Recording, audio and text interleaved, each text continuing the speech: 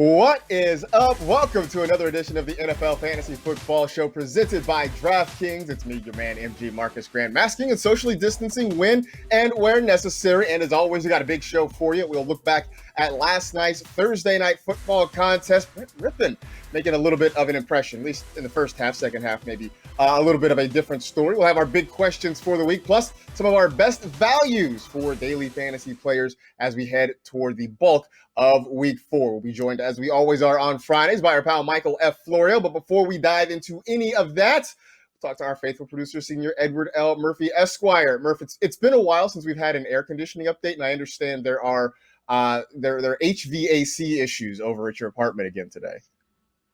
Yeah, I mean, it was fixed. They actually did come in here, fix the leaking issues. It was working, feels great, super cold in here. And then for those living in LA, we know we have it's a mini heat wave. So it was pretty hot yesterday. And then my complex just took it upon themselves to just like cut the AC power for everyone. So I was like sitting here yesterday in the evening, prepping for the show. And then all of a sudden I'm like, wow, it's getting kind of hot in here. And the temperature kept going up and inching towards 80. And I was like, here we go again. But luckily, as of this morning, it is back on, and I am now recording with you in comfortable conditions.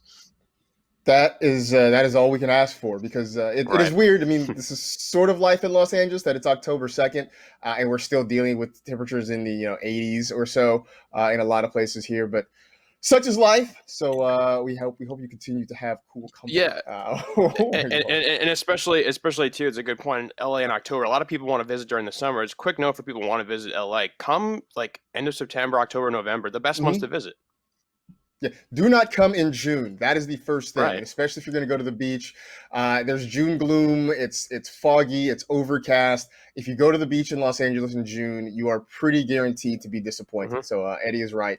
Come here mid to late September. If you can get a weekend away, that's the best time to come. All right, we will bring in, as we always do on Fridays, our friend Michael F. Florio. And Florio, I know this is a fantasy football show, but we got baseball playoffs going on, and at least the first round in a lot of different places has been very interesting and very exciting. I'm sorry that your Metropolitans aren't involved, but at least things to be excited and interested about with the baseball playoffs. Yeah, more than half the teams made it, and the Mets still couldn't. That's no one's fault but their own. Your Dodgers have looked great. Clayton Kershaw proven everyone that he can pitch in the playoffs, and I stayed up the other night to watch, unfortunately, the Yankees advance to the next round. Yeah, but they got a tough matchup with the Rays. The Rays can certainly take them down.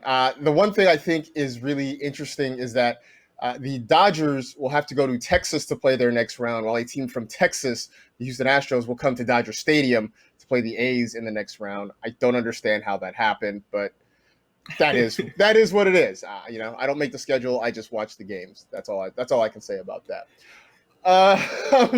Let's get into this first. We'll start with a little bit of news. We have been following the story all week long of the Tennessee Titans and the Pittsburgh Steelers game. We learned earlier in the week that game has been postponed and moved to a later date. We now know what that date is going to be. So the Steelers and Titans will now play each other in week 7. The game between the Steelers and Ravens that was scheduled for week 7 will be moved now to week 8, which means that Baltimore's bye, which had been in week 8, will be in week 7 instead. I know this sounds confusing. There are plenty of places on the internet that has it in written form, so you can go check it out there and sort of keep up with it. But that is the long and short of it. As for what happens in week 4, I know I've been getting a lot of questions about it, so I'll run down sort of the basics of it. Everybody involved in that Steelers-Titans game will now have a week 4 bye. Since the game has been rescheduled, this is the new bye weeks for Pittsburgh and Tennessee. They will not have another bye later on in the year.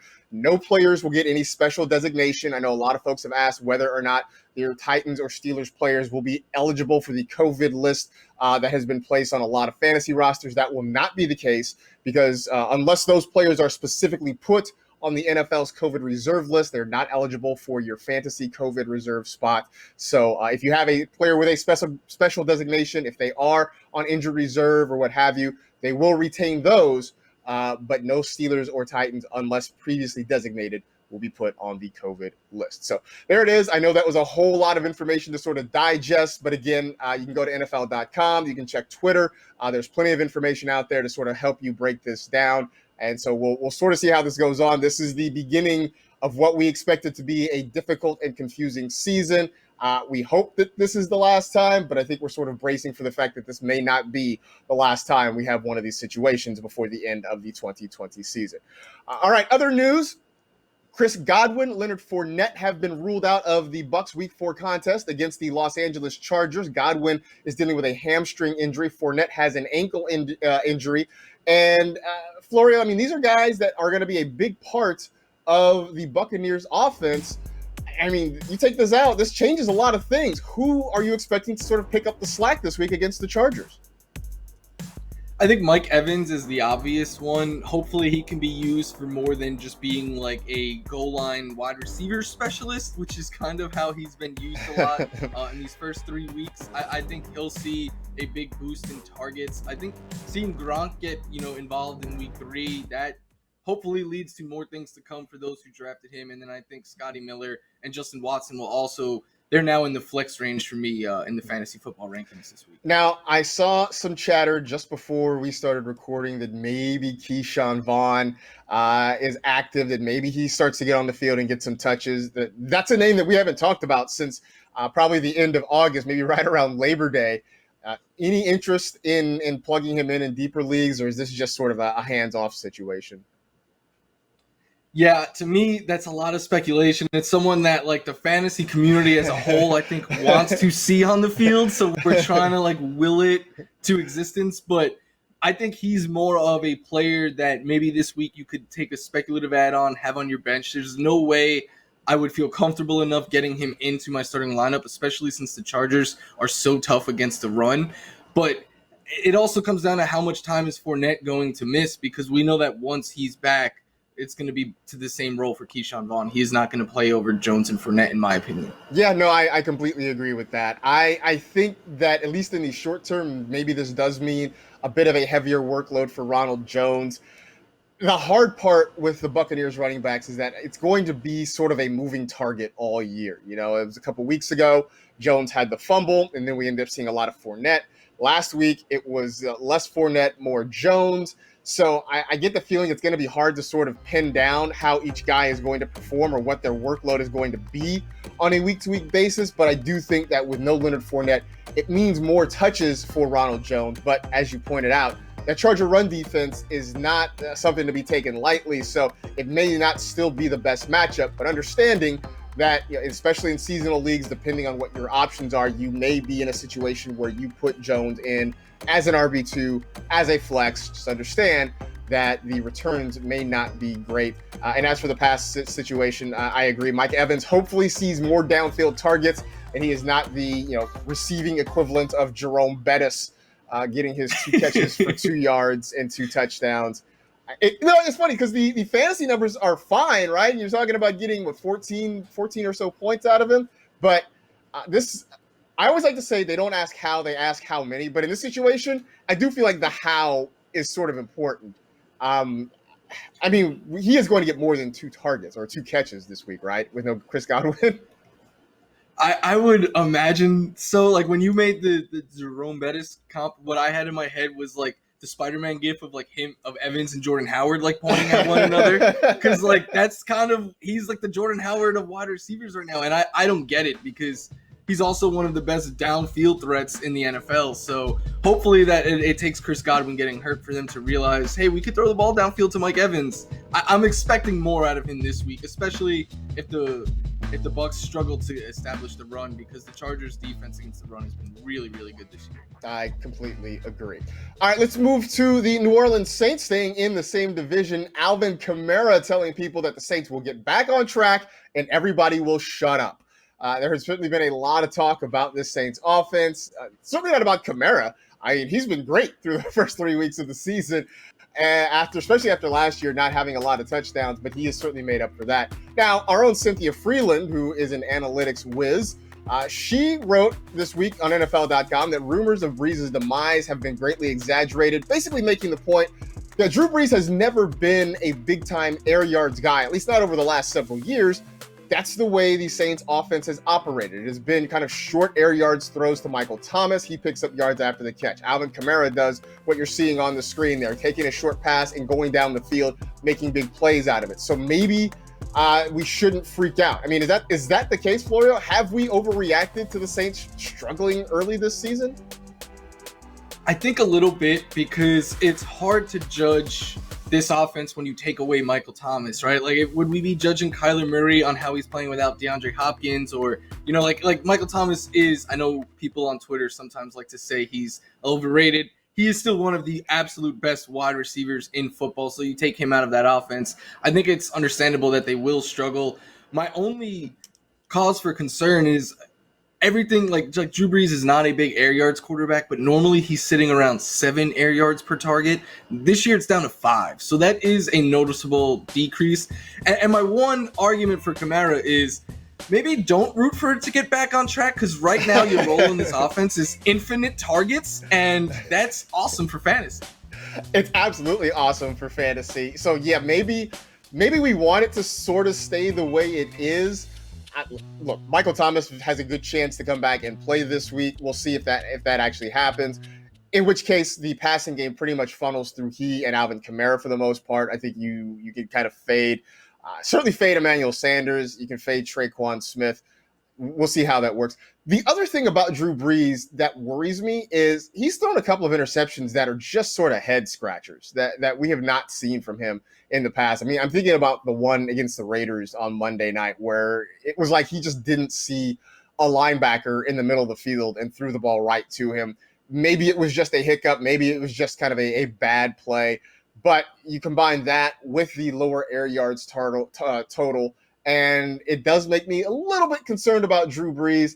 I don't have him anywhere, but I just hope that if this is a decline, that it doesn't impact what we're seeing from some of those other pass catchers. If you have a Michael Thomas, if you have a Jared Cook, if you have Alvin Kamara, I think you're going to be fine. I think they're going to get him the football, and he's going to score touchdowns, and he'll be just fine. It's some of those other guys downfield a little further that maybe you're worried about.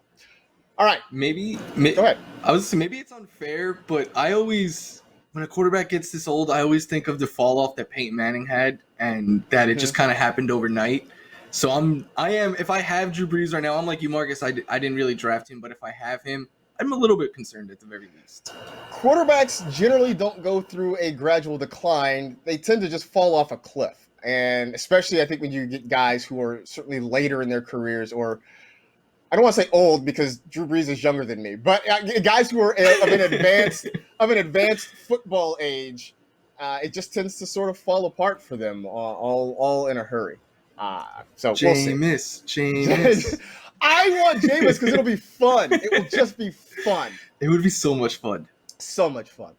Odell Beckham Jr. has said a couple times this year that maybe his role and his production won't be what people expect of it or what it was when he was with the New York Giants. He came out earlier this week and said the goal in the Browns offense is to make Nick Chubb the number 1 rusher in the NFL. That's great if you have Nick Chubb. It actually works pretty well if you've got Kareem Hunt, because the Browns seem to be running the football pretty effectively. But does this mean, Florio, that it is maybe time to sort of fade Beckham a little bit in this offense? It's painful to say. Like, I don't think you can value Odell as a wide receiver 1 anymore in this offense. I just don't see it. I think most weeks for me, he's going to come in that wide receiver 2 range, because I do think his upside is, especially in a week like this week against Dallas, where it's a good matchup on paper for the wide receivers, 1, and then 2, I expect them to have to put up more points than they've had to the last 2 weeks, which I'm hopeful means that Baker will throw the ball more than 23 times, because the last 2 weeks he's thrown it exactly 23 times in each game. So I think a week like this week, where you could expect maybe a little bit more volume, is a good week to play him. But I think on a week-to-week basis, yeah, you're not going to get a wide receiver 1, and you may not get a wide receiver 2 some weeks if the Browns can play like they have the last 2 weeks and just rely on both of those running backs. I had a tough time sort of pegging Odell during fantasy draft season. I didn't really know where to slot him, because on the one hand, you know how talented he is and what his potential ceiling could be.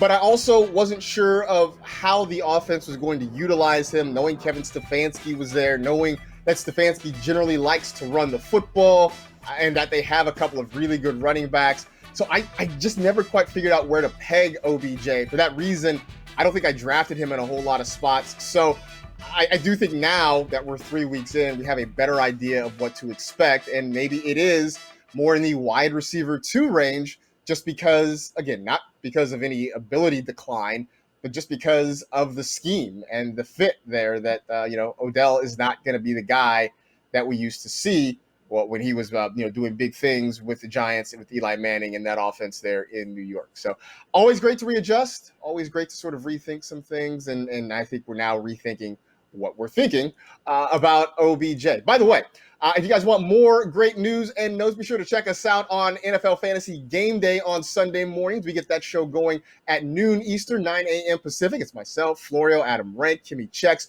all going through the starts and sits, the guys who are in, the guys who are out, and maybe some sleepers for the week as well. You can find that in the NFL Fantasy app on NFL.com and on YouTube as well at the youtube.com/NFL Fantasy Football. Plus, Florio is there answering your questions live during the show. So if you have any last-minute injury questions, start-sit questions, hit him up, and he will get to as many of them as he possibly can before we pull him away and put his pretty face on television or the internet or whatever it is. Speaking of television, we did have Thursday Night Football on our television sets last night, and it was a game that on paper people sort of poo-pooed. I mean, it didn't look great. It was Broncos at Jets. Neither team had a win to that point in the season, but at least the fourth quarter of it turned out to be sort of fun.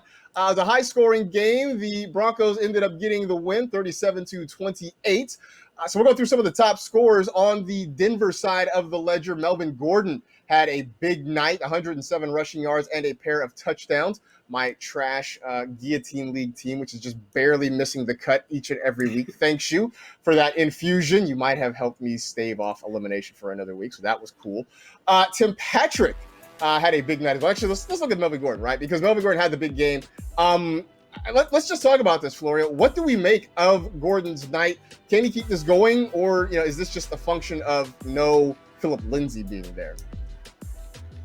I think last night was kind of the perfect storm for Gordon. They were down to their third string quarterback. They did not have Philip Lindsay. The Jets defense is missing a ton of pieces. It's a good matchup on paper for him. I don't expect this every week out of Melvin Gordon. I think we saw kind of the last 2 weeks, the peaks and valleys of Gordon, and I kind of expect him to be that kind of player all year this year. Like, have some big games like this and then have some other games where you're just left wanting more production out of him.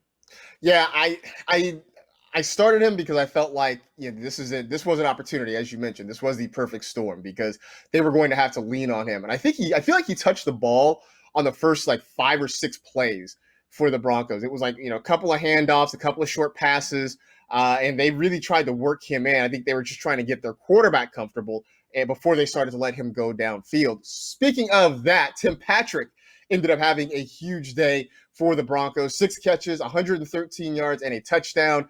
If you started him somewhere, and I'm sure that number is very, very small of people who started Tim Patrick this week, congratulations to you because you got about 23 fantasy points out of it. But what we saw out of Brett Rippon was a guy who was certainly willing to be aggressive. He threw the ball downfield. He threw it into tight windows. I mean, the touchdown that he threw to Tim Patrick was an absolute dart, right through traffic, got it right into his hands. He threw a couple of nice balls that he dropped in the bucket. So for our selfish fantasy purposes, I mean, I don't think anybody's starting Brett Rippon, but does he make us feel better about the Broncos pass catchers from a fantasy perspective? I think so. Anytime you have a quarterback who's willing to air it out and give his receivers, that Jerry Jeudy catch right there, it's not a perfect throw by any stretch, but he's giving Jerry Jeudy an opportunity there to make a play, and Jeudy comes down with the ball and ends up scoring a touchdown. And to me, my favorite sequence from him last night happened, I believe it was in the fourth quarter. He threw a pretty nice deep ball to Deshaun Hamilton. Hamilton just didn't come down with it. I thought, if he tried to lay out more, he could have. And then the very next play, he goes deep to Tim Patrick again for a 30-something yard completion. So he clearly showed that he's not afraid to throw the ball downfield. And to me, I love that for fantasy because then you don't have to rely on your guy catching 6-7 balls and racking up yards because 2 long catches could be a really nice fantasy day. He was very aggressive. You gotta love to see that. It was weird. They put in Jeff Driscoll for like a couple of running plays. I think he like scrambled on one and like took a wicked shot too. And I'm like, that didn't seem particularly prudent. But who am I? I just write about fake football for a living. By the way, Brandon McManus had a pretty good game as well. It was an interesting kicker night because McManus had 17 points. Sam Ficken for the Jets had 18 points. I know there's the whole chorus of banned kickers out there, but hey, if you decided to go with kickers in your DraftKings lineup this week, then you felt pretty good about it because those guys had pretty good games. Let's flip it over to the Jets side while we're sitting here talking about Sam Ficken. And Sam Darnold, he was the high scorer for the Jets. I don't know what to make of the game, right? He had 230 passing yards, did not throw a touchdown, but he had 84 rushing yards and a pretty spectacular 47-yard touchdown run to start the game. I don't know what to say. I mean, Jamison Crowder ended up with a good night, 7 for $104. I mean, we're not starting Sam Darnold, right? I mean, we're agreed on that, right? Sam Darnold is not a fantasy-relevant quarterback right now. I don't think so. Not as long as Adam Gase is calling his plays. Although, Marcus, I did not know that Sam Darnold, like, I know he can run. I did not know he had wheels like that. And I wish that they were just like, hey, start running it more, because then I think he maybe could become fantasy relevant. But right now, no. I can't buy it either. And look, I make no bones about my love for USC Trojans on this show. I want good things for him, but you're right. As long as Adam Gase is still running that offense, it's hard to believe that anything will let Sam Darnold prosper in any sort of real way. But Jamison Crowder, a wheel route to Frank Gore. Oh, oh man, I can't believe that. On third down too. I don't understand. And I know this isn't part of it. We're kind of getting off track here, but I don't understand. And I love Frank Gore, right? I mean, he is literally going to live forever. But you've got a young guy back there in LaMichael Pirine. You're not going anywhere. I mean, you have looked awful. At what point do you just put Pirine back there and see what he can do? Just let him do his thing. I don't understand it. I can't. I have no words for it. Let's just go on. Let's move on to Jamison Crowder. 7 catches for 104 yards. It does seem like Darnold tends to get tunnel vision for certain guys. Last week, that guy was Braxton Berrios because Crowder wasn't available. This week, Jamison Crowder is back to doing his thing. Are there any skill position players on this offense that we can trust not named Jamison Crowder, or is this it? Right now, I think it is just Jamison Crowder. Unless Crowder misses time, then I actually do think it is Berrios, because both of those guys are slot receivers, and Sam Darnold this year is throwing to the slot more than basically any quarterback. Like, he throws 40% of his throws about that go to the slot, and we've seen it each game, right? Like, week 1, it was Jamison Crowder having the big game. Then last week it was Berrios, and then this week it's back to Crowder. So I think whoever is the Jets slot receiver is until Le'Veon Bell returns, which he may return next week. Then it's Bell and Crowder, and that's about it. That is about it. I won't say we were fully never Jets, but we're mostly never Jets when it comes to fantasy on this show. But if you did play them in DraftKings, there were a couple of options out there that got you some big points on Thursday night. Speaking of which, today's show is sponsored by DraftKings, a leader in one-day fantasy sports. DraftKings has millions of dollars in total prizes up for grabs this week, so download the DraftKings app now. Use code TEAM during sign-up and start feeling the sweat like never before. Eligibility restrictions apply. See DraftKings.com for details. All right, gonna hit the break, and we'll come back, talk about some of the big questions facing us in Week 4. Stick around for more of the NFL Fantasy Football Show.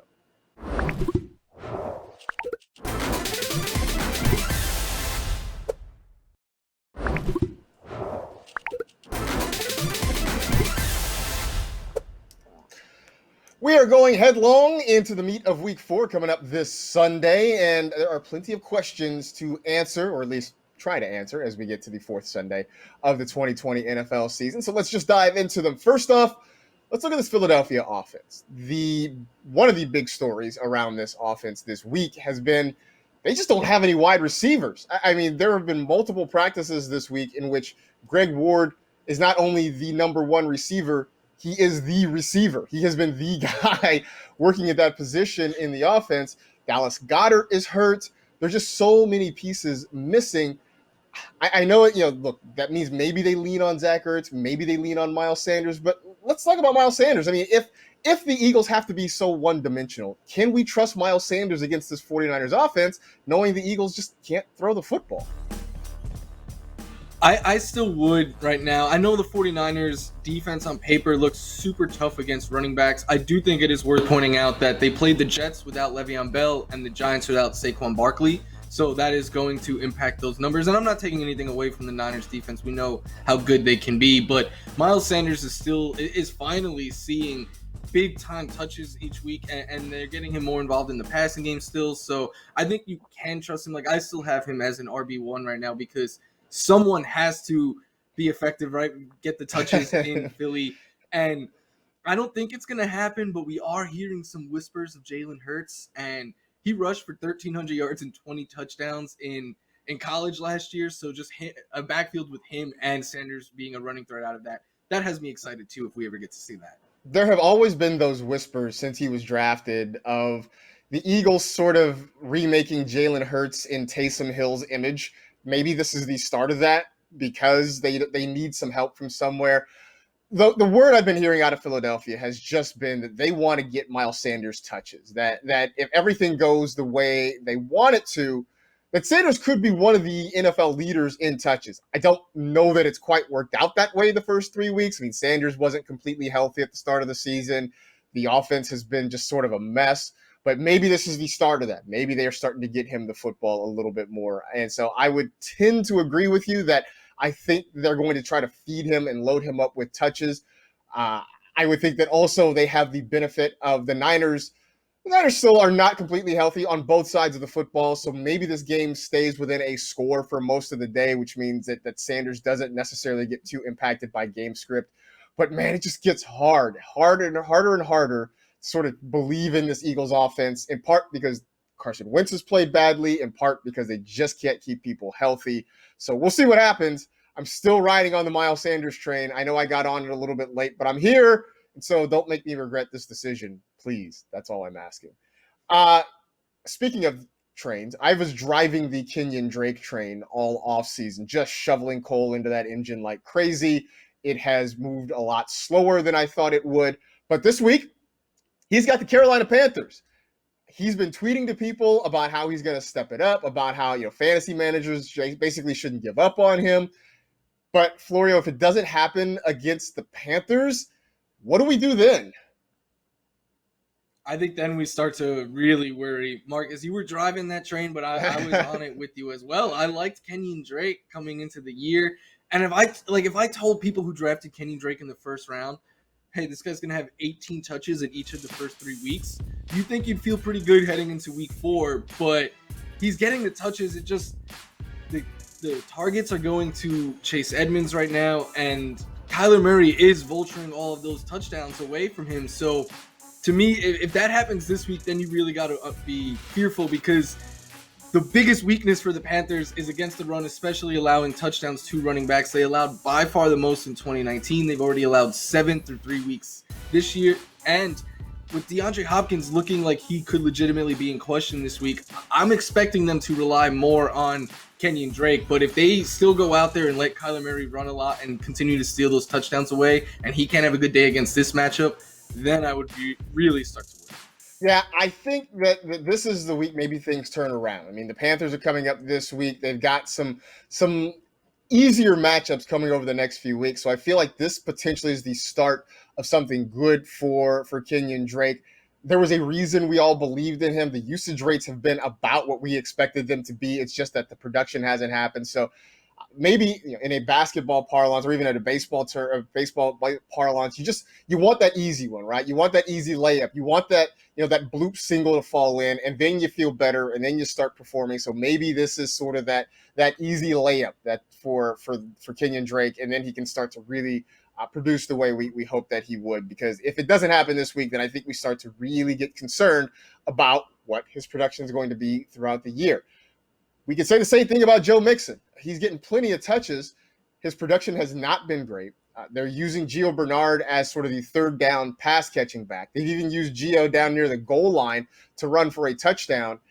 So if it doesn't happen for Joe Mixon this week against the Jaguars, what are we doing with that? I think you really you have to worry. I'm already having concerns if this guy is really an RB1. I think we going forward kind of have to consider moving him down and putting him as an RB2 each weekend. And that's where I have him ranked as this week, even though it's a good matchup. Gio Bernard tends to play about 40% of the snaps each week.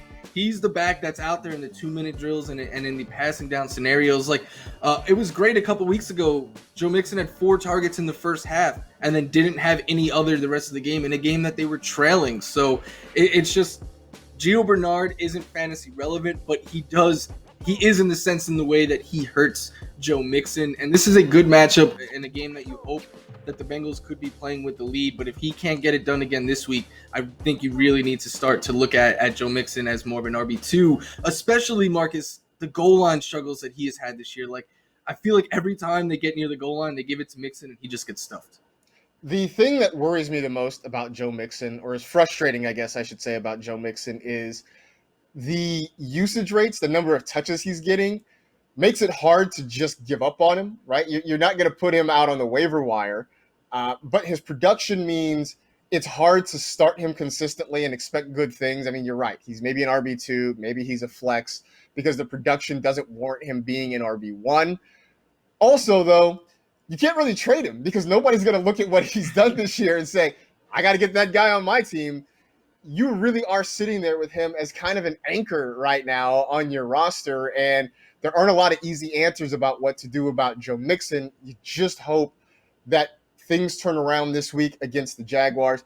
Maybe it's a situation similar to last year, because remember last year at the start of the year, Joe Mixon was not great, and we were sort of having these same conversations after the first month or so of the season.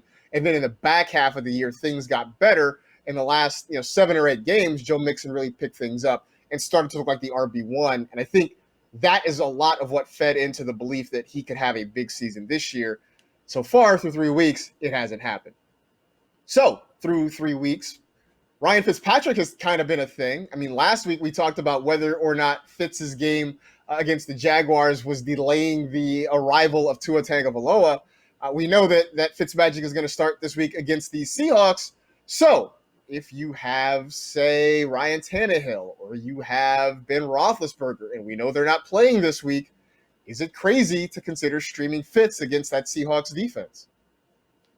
No, I don't think it is at all. In fact, I actually had Fitzpatrick ranked ahead of both of those quarterbacks before we knew that they weren't going to be playing this week. I have Ryan Fitzpatrick as my QB12 this week. I mean, what could possibly go wrong with that? But I do think he is very much so in play this week. He scored 24 or more fantasy points the last 2 weeks, and there's no team allowing anything close to what the Seahawks are allowing right now through the air. They're allowing over 400 passing yards per game on average. Quarterbacks are just going off against them. Every quarterback that's played them has scored at least 23 fantasy points and finished as a QB1. They're the only team in the league this year to allow a QB1 each of the first 3 weeks. So I think right now, quarterback, I know you didn't expect to be using Ryan Fitzpatrick in week 4, but I think there is a lot of reason to get excited for him in this game. I completely agree. This is one of those situations, right, where you look at what's happened the first 3 weeks. You look at the way the Seahawks defense has played, and your brain makes the point to you that it does make sense to play Ryan Fitzpatrick. But your statement of what could go wrong sort of speaks to, I think, how we all feel in our hearts and in our guts. It is akin to me last week tweeting about Minshew and all the Minshew hype and how things are going to go sideways, right? And then they did on TNF.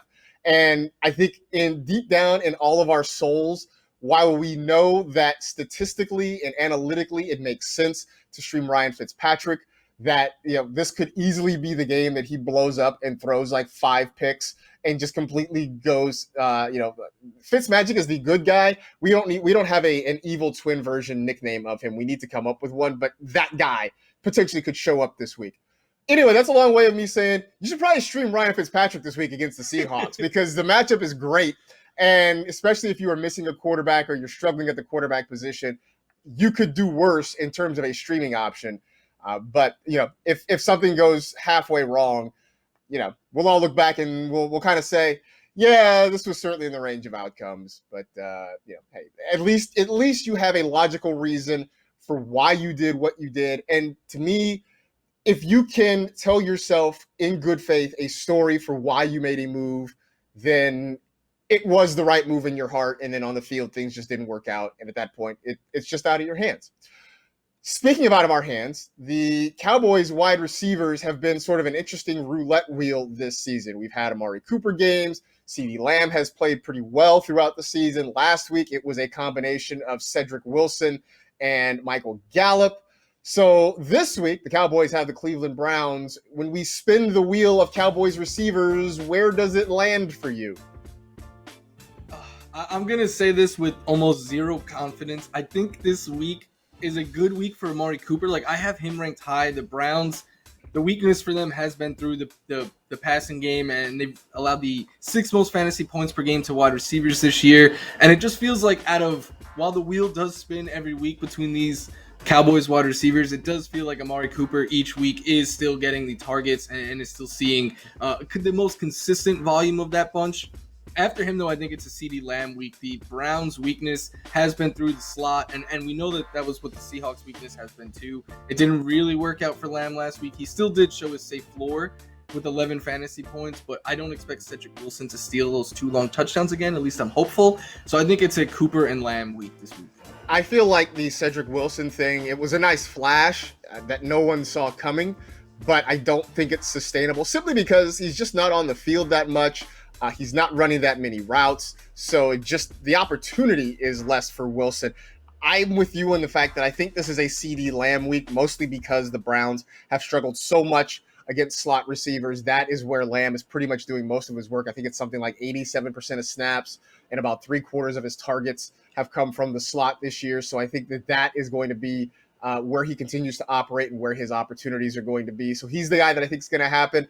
I also just have this feeling that they're going to try to get him in the end zone this week, right? We're into week 4. I hope. CeeDee Lamb has not scored his first NFL touchdown. So I just have this feeling that maybe they really concentrate on trying to get CeeDee Lamb his first NFL touchdown to sort of break the seal there and really get him on the board. So that's why I'm going with Lamb.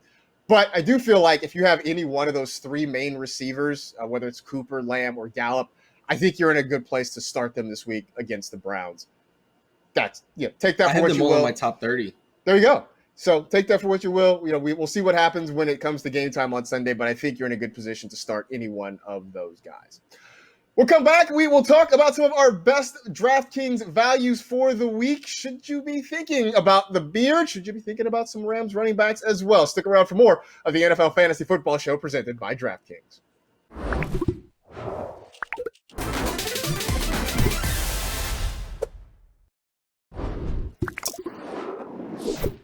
It's time for Best Value presented by DraftKings. We go through a lineup and try to figure out the guys who could give you the most bang for your DFS buck in week 4. Starting at the quarterback position, we talked about Ryan Fitzpatrick as a streaming option, and so it makes plenty of sense, Florio, that is where you decided to go this week.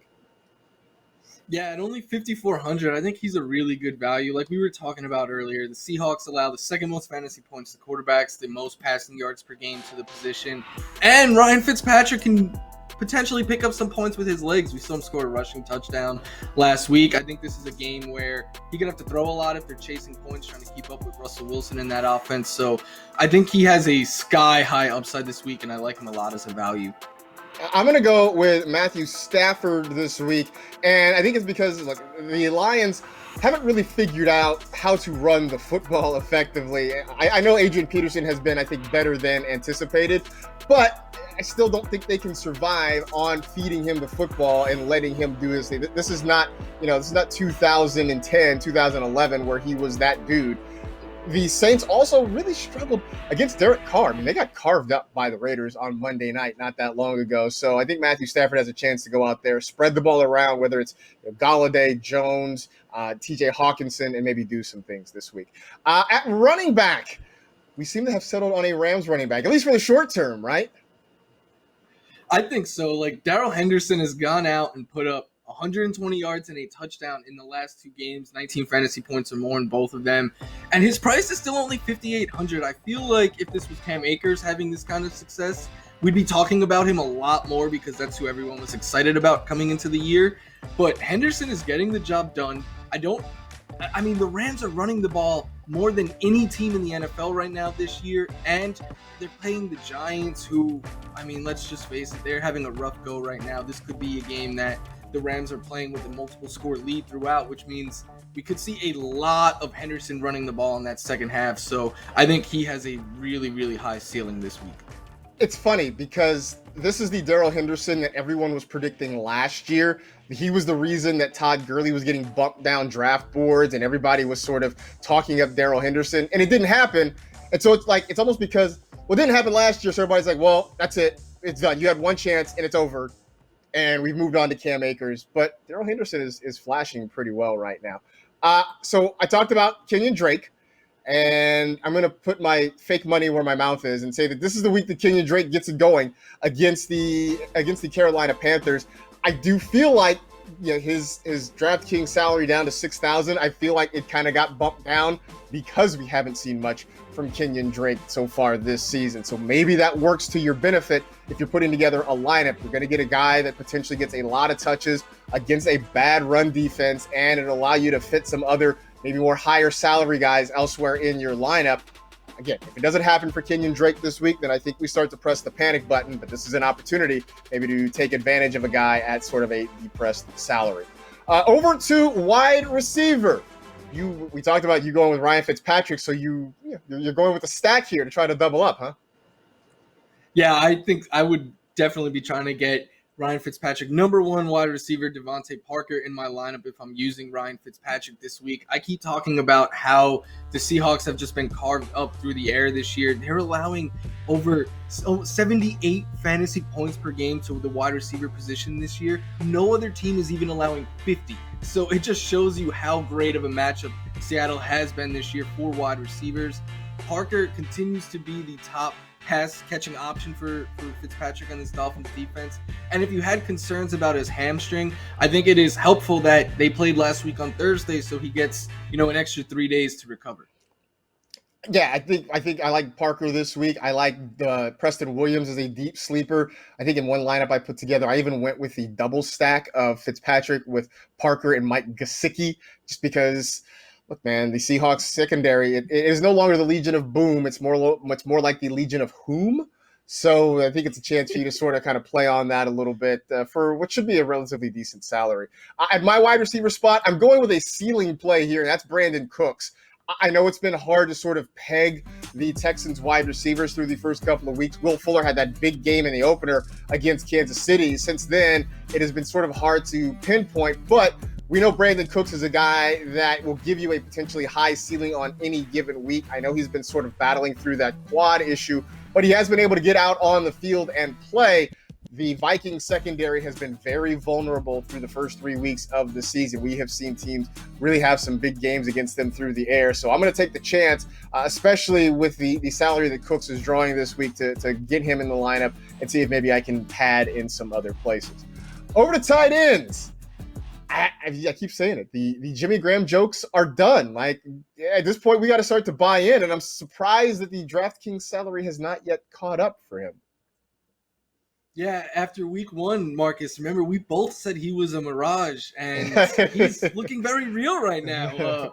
He leads this team in red zone targets. He has 3 touchdowns through the first 3 weeks already, and last week when Nick Foles came in, he threw to Jimmy Graham more than anyone, 7 times. So I know on paper the Colts matchup looks tough against tight ends. They're allowing the second fewest points to the position, but they have played a Jets and Giants offense who aren't really the best right now. So I do think that the matchup may be a little bit more friendly than it looks like on paper, and there's just opportunity there right now with Jimmy Graham.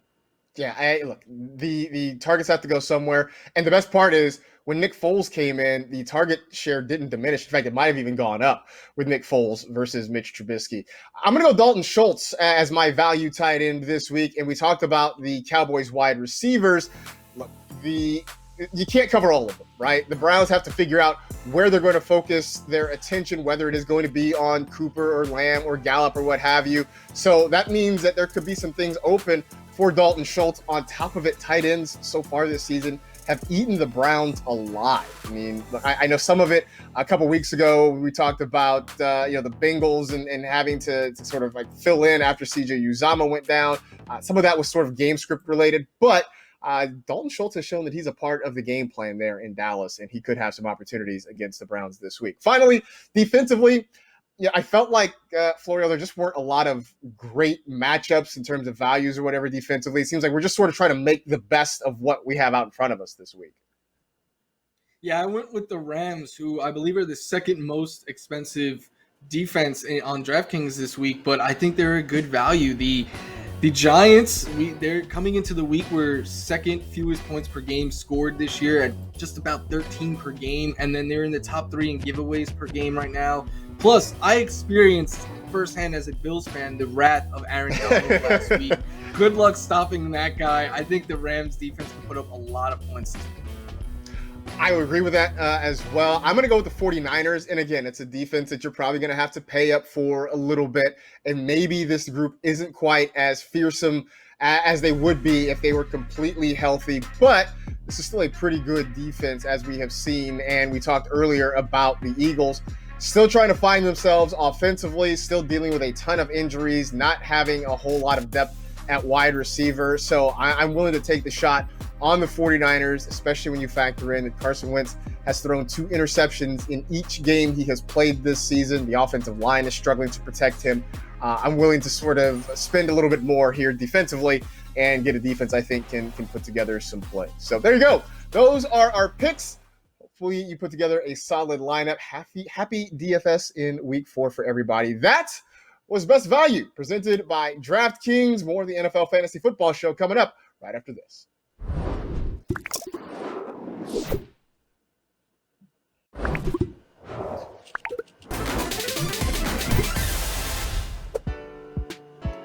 One person's fight is never just one person's fight. It takes all of us to fight cancer. Join the NFL and the American Cancer Society in the fight today by talking to your doctor or reminding a loved one about getting screened. Visit NFL.com/crucialcatch to learn more. It is time for Best of the Pack, presented by Panini Trading Cards. Every week we open a pack of cards. We pick out the 3 best players we can find in there, and we talk about what we expect from them in week 4. So here we go. Digging through this week, and our first one is Aaron Rodgers. Now, I will tell you that a couple of days ago, Aaron Rodgers against the Atlanta Falcons, it just seemed like it was going to be unfair, but here we are on Friday. Allen Lazard, we know, is out indefinitely after having core muscle surgery. Devontae Adams is still dealing with a hamstring. We're waiting for further word on him. So, I mean, what are we feeling about Aaron Rodgers now, knowing that he's going to go into this potentially down a couple of weapons? I still have him as my QB8 this week. For me, the quarterback position, the top 6 guys, you can put them in any order you want, but they are there. And then I have Deshaun Watson ahead of him because I still think Watson, his upside is as high as it comes. But Rodgers, kudos to Aaron Rank. I faded Rodgers heading into the year, and Rank's been calling the Aaron Rodgers revenge tour since before it got started. But that's what this season looks like. Like, Rodgers has a chip on his shoulder and something to prove. This is a fantastic matchup against the Falcons secondary that has allowed the second most passing yards to quarterbacks this year. So I think Rodgers, yeah, it stinks that he may be without his 2 top weapons. Hopefully Devontae Adams plays, but I still think you get him in your lineup. The Aaron Petty party, as I've been calling it, has been pretty solid this year. Both Aarons, right? I mean, Aaron Rodgers obviously going out and doing big things after people sort of faded him this year. But even Aaron Jones, I mean, there was so much chatter about the Packers going out and drafting A.J. Dillon, and all of us saying there's no way Aaron Jones can duplicate what he did last year with the 19 touchdowns. And both those guys have gone out and smashed through the first 3 weeks. So maybe, look, we need this is where we get the Michael Jordan Last Dance meme of and then I took it personally. Like that, I feel like applies to both Aaron Rodgers and Aaron Jones this year because they seem to have taken it personally, and fantasy managers are reaping the rewards of that. Speaking of running backs, our next one up, Josh Jacobs, who has had sort of an up and down fantasy season to start the year. This week, a tough matchup against the Buffalo Bills. What is your level of confidence for Jacobs against your beloved Bills? I have Jacobs a little bit lower than normal because the matchup isn't the best, and also we saw him last week plagued a little bit by that injury. It hurt his numbers, but I still have him as a top 12 running back because the Raiders right now, their receiving depth is really being tested, and we know the strength of the Bills defense is that secondary. So I think that at least early on, the Raiders are really going to be trying to feed Josh Jacobs the ball a lot, and we know the potential that he has. Seeing that many touches, he could break one long. He's always a threat to find the end zone. So I still have him as a top 12 running back this week. My fear is that game script in the second half maybe turns against him, and I say that based on how the Bills have been scoring points. The fact that they are spreading the field, they're throwing the football so much, and they're really being aggressive early in games. The Raiders secondary can have issues sometimes.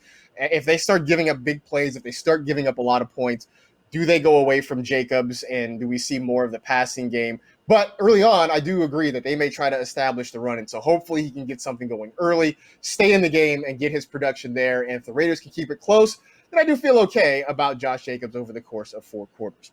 All right, our third one is Tampa Bay Buccaneers receiver Mike Evans.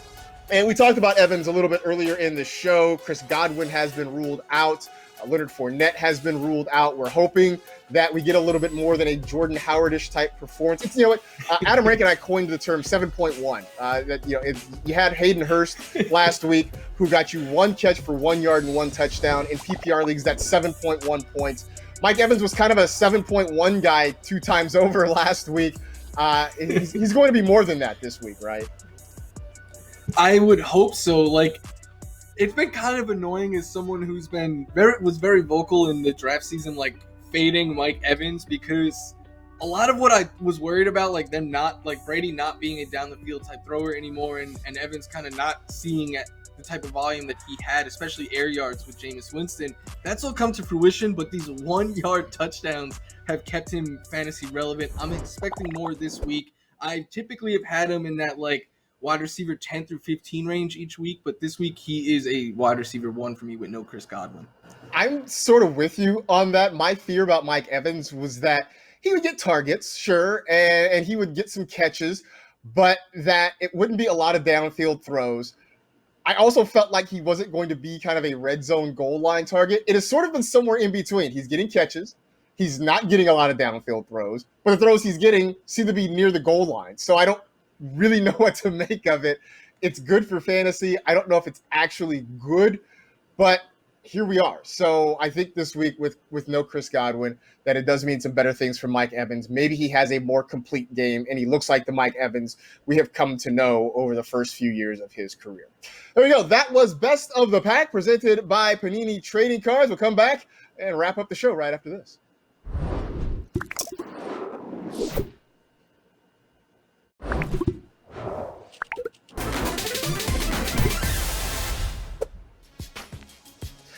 Inspired by ongoing conversations with players, the NFL Players Association, and Players Coalition together launched NFL Votes to empower and improve our communities through exercising the right to vote.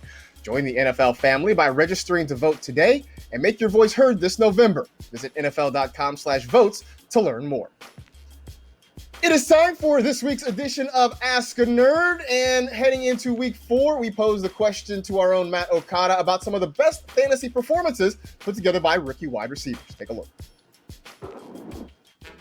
Thanks, Marcus. Here are the top 5 fantasy seasons by a rookie wide receiver in the Super Bowl era. Sailing into the number 5 slot, we have Buccaneers first-round pick, Mike Evans.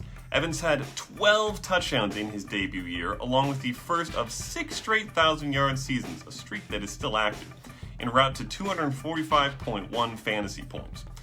Marching into the number 4 spot is Saints phenom and last year's wide receiver 1, Michael Thomas.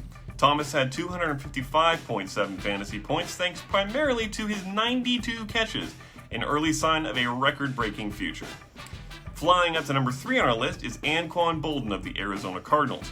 Boldin set and still holds the NFL record for receptions by a rookie, with 101, and in PPR that was good for 282.7 fantasy points.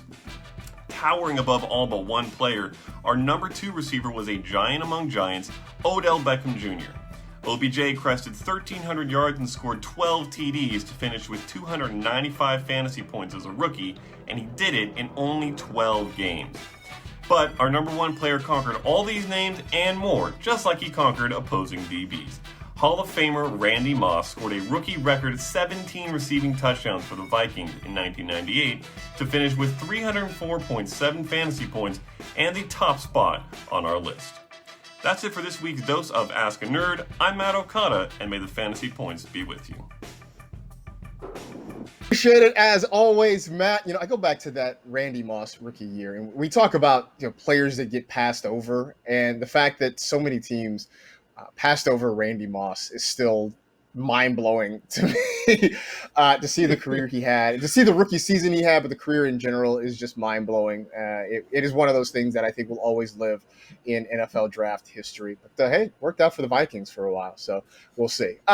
Speaking, though, of rookie wide receivers and what we have seen from the first-year pass catchers so far through 3 weeks, what changes, if any, have you made in terms of your rookie wide receiver rankings? It's really hard to trust a lot of them right now. Like, I would trust CeeDee Lamb still each week. It's looking like you could trust Jerry Jeudy. I'm boosting up Justin Jefferson and T. Higgins. I was targeting them heavy off the waiver wire this week, but they still haven't reached that range of like, all right, I got to get these guys in my lineup each week. I think it's more right now a week by week kind of based on the matchup. Jerry Jeudy, though, is one that I'm excited about. We see him on the screen right now. He's looking like he's going to be the Broncos' number one target this year, so with Courtland Sutton out. So I'm excited about him. I think he's kind of been a big riser these first couple of weeks. I before the season was big on Justin Jefferson just because I felt like he was the guy sort of in the best situation. And after his big game last week, he is I think the leading scorer among rookie wide receivers. I should check that because it might be Jerry Jeudy after his touchdown last night, but Jefferson is certainly in the running for that. It does change, though, because with no Courtland Sutton there in Denver, that means a lot more responsibility falls on Judy's shoulders, so maybe he steps up a little bit. I think the highest ceiling overall probably still belongs to CeeDee Lamb, but he's in a crowded situation, we know, having to share with Cooper, having to share with Gallup, so that sort of caps his a little bit. I'm very interested to see what happens with Brandon Ayuk now that he's healthy and on the field, because I loved what Kyle Shanahan did with him last week. He got him 70 yards receiving, but also used him as a runner 3 times. I mean, he scored his touchdown sort of on an end-around jet sweep sort of play on a 19-yard run. It is very apparent that Kyle Shanahan has a plan for him. I think there's a reason the Niners traded up to go get Brandon Ayuk, surprising a lot of people. So I don't know that he necessarily is going to be the guy long-term who has the best ceiling or maybe has even the highest ceiling, but I think he's going to be an interesting piece. And I do think that folks are still sort of sleeping on Brandon Ayuk and not going to get him just yet. I think that's going to change coming up in the next couple of weeks. So something to keep an eye on. We always love to see the first-year guys show out. We certainly saw it in week 3. Looking forward to seeing more of it as the season goes along. In the meantime, that is it. We are done. We appreciate you hanging out with the NFL Fantasy Football Show presented by DraftKings. You know the drill. Tell 2 friends to tell 2 friends. Rate, review, and remember, clothes make the man. Naked people have little or no influence in society. Be safe. Take care of yourselves. Wear a mask. And we will see you on Monday.